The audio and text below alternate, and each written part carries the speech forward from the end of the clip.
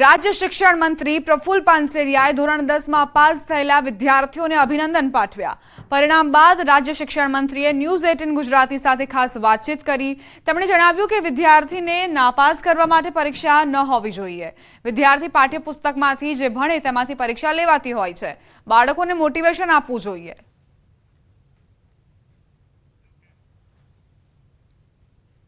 ગુજરાતના શિક્ષણ મંત્રી પ્રફુલ્લભાઈ પાનસેરિયા સુરતના છે. આપણે સીધા એમની સાથે વાત કરીએ. પ્રફુલ્લભાઈ, ધોરણ 10નું પરિણામ આવ્યું છે, કેવી રીતે જોઈ રહ્યા છો અને હવે પછીની શું વ્યવસ્થા વિદ્યાર્થીઓ માટે?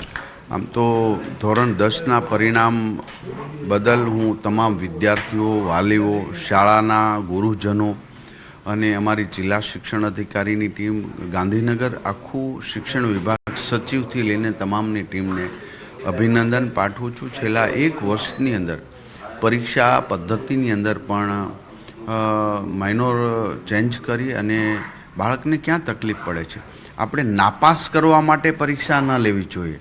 આ મત બધા જ બૌદ્ધિક લોકોનો હતો કે નાપાસ કરવા માટે પરીક્ષા હાર્ડ કાઢી એક પેપરમાં બધાએ નાપાસ થઈ જાય એટલે પરિણામ નીચો, એવું નથી કરવું. એ ટેક્સ્ટ બુકમાંથી જે બાળક ભણવું છે એમાંથી જ એનું પેપર નીકળે. સરળતા, મોટિવેશન, બાળક ગભરાટમાં ન રહે. એના હિસાબે આ વખતે જોજો ચોરીના કોઈ પણ કેસ ખૂબ ઓછા. 15 લાખ સ્ટુડન્ટો 12th અને 10thમાં એક્ઝામ આપે ને માત્ર આંગળીના વેઢે ગણા એટલા જ ચોરીના કેસો બન્યા છે. એટલે ચોરી પણ બાળકને એવું મુક્ત વાતાવરણ આપવા માટે મોટિવેશન ખાસ જરૂરિયાત હતું, જે અનેક શાળાઓએ કર્યું છે. જે હું ખુદ પણ ઘણી શાળાઓમાં મોટિવેશન બાળકોને આપવા માટે ગયેલો છું. તો પણ ક્યાંક ક્ષતિ હશે તો ગવર્મેન્ટ ચોક્કસ પ્રકારે જે તે શાળાના વધુ વિદ્યાર્થી કે ક્લાસ માટે તુરંત જ પરમિશન આપશે. આમાં શું છે કે 12th પછી કોઈ ચોક્કસ એન્જિનિયરિંગમાં વધુ ભરાવો થતો હોય, એક એન્જિનિયરિંગ વિભાગ ખાલી પડતો હોય, તો આ બેલેન્સ કરવા માટે, એ સીટો વધારવા માટે બીએસસી, માનો 12th પછી બીએસસી આઈટી હોય તો એમાં વધુ ફોકસ છે, બીએસસી નર્સિંગ છે. તો આ બાબતની અંદર બેલેન્સ કરીને જ્યાં ક્ષતિ હશે ત્યાં ચોક્કસ અમે તુરંત જ સરકાર તરફથી પોઝિટિવ અભિગમ દાખવી શાળાઓને મદદ કરીશું. આજે 50,000 સ્માર્ટ ક્લાસ અમે સરકારી શાળાઓની અંદર 1 વર્ષમાં બનાવી ચૂક્યા છીએ. આ વર્ષે પણ અમે 42,000 નવા સ્માર્ટ ક્લાસ, એટલે ટેકનોલોજી સાથે દુનિયામાં આપણું બેસ્ટ ઇન્ફ્રાસ્ટ્રક્ચર ગવર્મેન્ટ સ્કૂલની અંદર એ 5 વર્ષના રોડમેપ સાથે મેં ચાલી રહ્યા છીએ. આ જ પ્રકારના રિઝલ્ટ સાથે 5 વર્ષના અંતે ડ્રોપ રેશિયો છે અમારો ઘટાડવાનો પ્લાનિંગ છે. 12th પછી ગ્રેજ્યુએશન પૂર્ણ કરે, આ બધી જ સરકાર અને અમારા અધિકારી આદરણીય મુખ્યમંત્રી ભૂપેન્દ્રભાઈ પટેલ સાહેબના માર્ગદર્શન નીચે ચાલી રહ્યું છે.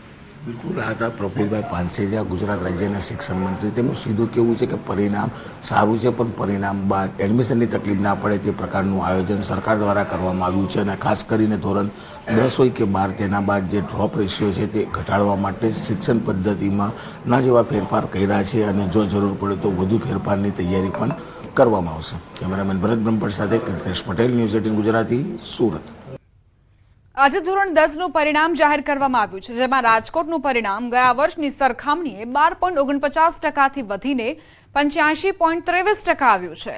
સારું પરિણામ આવતા જ વિદ્યાર્થીઓમાં ખુશીની લહેર.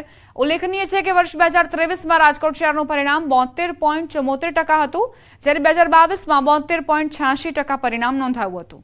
જોકે 2020ની સરખામણીએ 2024ના પરિણામની ટકાવારીમાં 21%નો વધારો થયો હોવાનું સામે આવ્યું.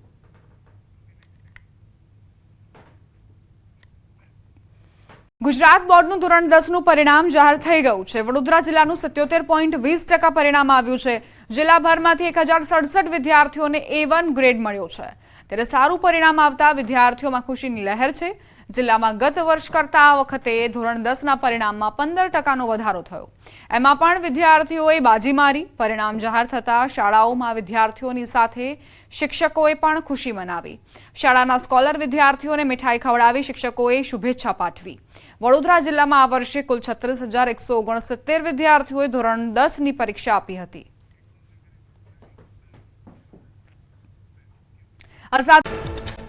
ગરમી વધતા ઇમરજન્સી કેસમાં વધારો. છેલ્લા 7 દિવસમાં હાઈ ફીવરના 388, ઝાડા ઉલટીના 51 અને હીટ સ્ટ્રોકના 7 કેસ નોંધાયા. એપ્રિલમાં ગરમીના કારણે 2067 ઇમરજન્સી કેસ સામે આવ્યા. બજારમાંથી આઈસ્ક્રીમ ખરીદતા પહેલા સાવધાન. સુરતમાં ભેળસેયુક્ત આઈસ્ક્રીમનો પર્દાફાશ. ફૂડ અને ડ્રગ્સ વિભાગના દરોડામાં થયો ચોંકાવનારો ખુલાસો. 10 સંસ્થાઓમાંથી લેવાયેલા 29 પૈકી 10 નમૂના ફેલ. 75 કિલો આઈસ્ક્રીમના જથ્થાનો નાશ કરાયો.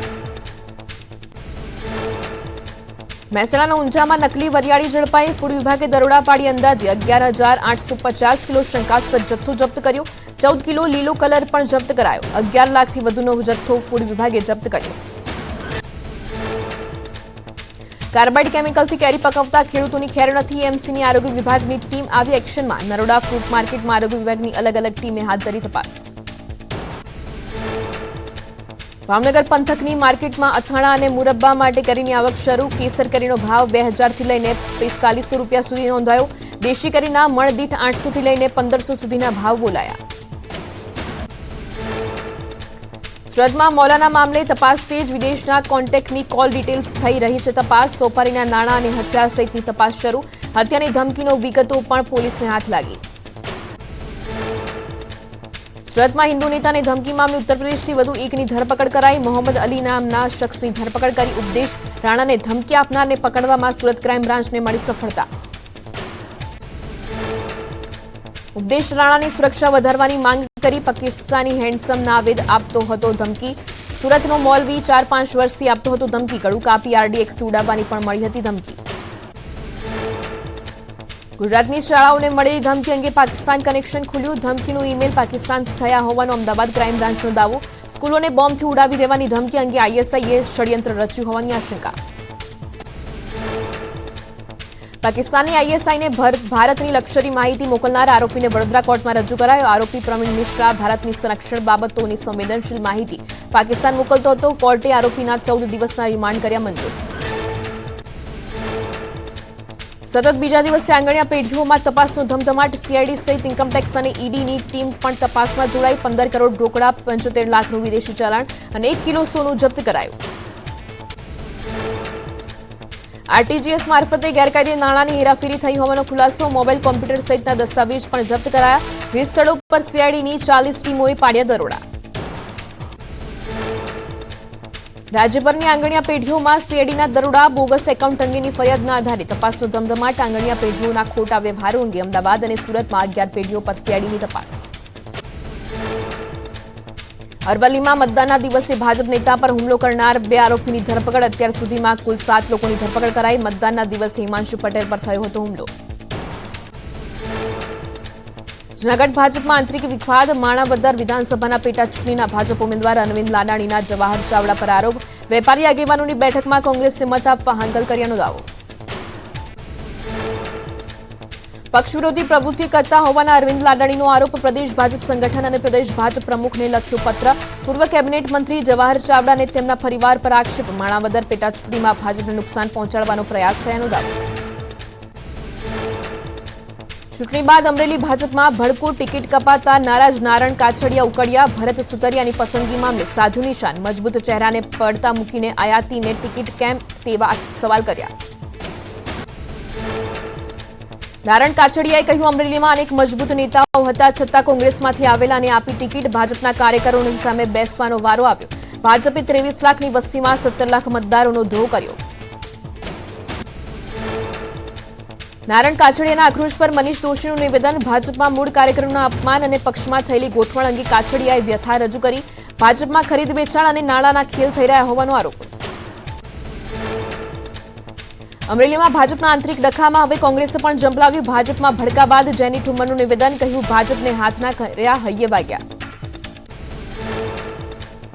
ગુજરાતમાં થયેલા મતદાન બાદ સમીકરણો બદલાયા. 5 લાખથી જીતવાની ભાજપની રણનીતિને અસર. માત્ર 4 બેઠકો પર જ મળી શકે છે 5 લાખની લીડ. 21 બેઠકો પર 5 લાખની લીડ મળવાની શક્યતા ઓછી. પાટણના રાધનપુરમાં ટ્રેલર અને બાઇક વચ્ચે અકસ્માત. સર્વિસ રોડ પર ટ્રેલરે બાઇકને ટક્કર મારતા બાઇક ચાલકનું મોત. રસ્તા પર લોકોના ટોળા એકત્ર થયા. નીટ પરીક્ષામાં ચોરીના કૌભાંડ તાર વડોદરા સુધી જોડાયા. રોય ઓવરસીઝ કન્સલ્ટન્સીના પરશુરામ રોયની SOGએ કરી અટકાયત. નીટ કૌભાંડમાં રોયે વિદ્યાર્થીઓના નામો મોકલાવ્યા હોવાનો ખુલાસો. નીટ પરીક્ષા કાંડમાં તુષાર ભટ્ટે વિદ્યાર્થીઓ સાથે કરી હતી ડીલ. પરીક્ષાના જવાબો ભરવા કર્યું હતું સેટિંગ. જેટલું આવડે તેટલું લખવું, બાકી બ્લેન્ક છોડવાની થઈ હતી વાત. સમગ્ર મામલાની તપાસ માટે એસઆઈટીની રચના. નીટ પરીક્ષા ચોરીકાંડમાં મુખ્ય આરોપી તુષાર ભટ્ટ ભૂગર્ભમાં ઉતર્યા. તુષાર ભટ્ટની કારમાંથી પોલીસે જપ્ત કર્યા 7 લાખ રોકડ. તુષાર ભટ્ટની પત્નીનું નિવેદન, કહ્યું મારા પતિ ઘણા વર્ષોથી શિક્ષક છે, તે આવું ન કરી શકે, તેને ફસાવવામાં આવ્યા છે. પંચમહાલમાં નીટ પરીક્ષા ચોરી કૌભાંડ તપાસથી જ આરોપી પરશુરામ રોયને ગોધરા લવાયો. વડોદરાની ઓફિસમાં દસ્તાવેજી કાગળો જપ્ત કરી ઓફિસ સીલ કરાઈ. મુખ્ય આરોપી તુષાર ભટ્ટ, આરિફ વોરાની ધરપકડ માટે ટીમ તૈયાર. દાહોદના પથમપુર બૂથ પર આજે ફરી થશે મતદાન. વહીવટીતંત્રએ મતદાનની તૈયારીઓને આખરી ઓપ આપ્યો. પથમપુર ગ્રામ પંચાયતમાં કમલ 144 લાગુ કરાઈ. બૂથ મથકમાં પ્રવેશ પહેલા મેટલ ડિટેક્ટર મશીન સહિતની વ્યવસ્થા ગોઠવાઈ. મહીસાગરમાં બૂથ કેપ્ચરિંગ મામલે ફરિયાદ. ડંખરિયા બૂથમાં વોટિંગ સમયનો વિડીયો થયો હતો વાયરલ. પ્રિતેશ ઠાકોર નામના યુવકની વિડીયો વાયરલ કરતા પ્રિસાઇડિંગ ઓફિસરે નોંધાવી ફરિયાદ. પંચમહાલમાં 2.5 વર્ષ પહેલા યોજાયેલી ગ્રામ પંચાયતની ચૂંટણીનું થયું રીકાઉન્ટિંગ. મતદાનનું મોરવા હડફ કોર્ટમાં જજ સમક્ષ રીકાઉન્ટિંગ કરાયું. પહેલા જાહેર કરેલી વિજેતા જ ફરી બન્યા વિજેતા. ખેરાલુમાં ભાજપ મહિલા મોરચાના મંત્રી પાસેથી અયોગ્ય માંગણી મામલે જિલ્લા ભાજપ પ્રમુખનું નિવેદન. ગિરીશ રાજગોરે કહ્યું કોઈ પણ ગુનેગારને બક્ષવામાં નહીં આવે. પોલીસ રિપોર્ટ બાદ થશે કડક કાર્યવાહી. તો હાલ સમાચાર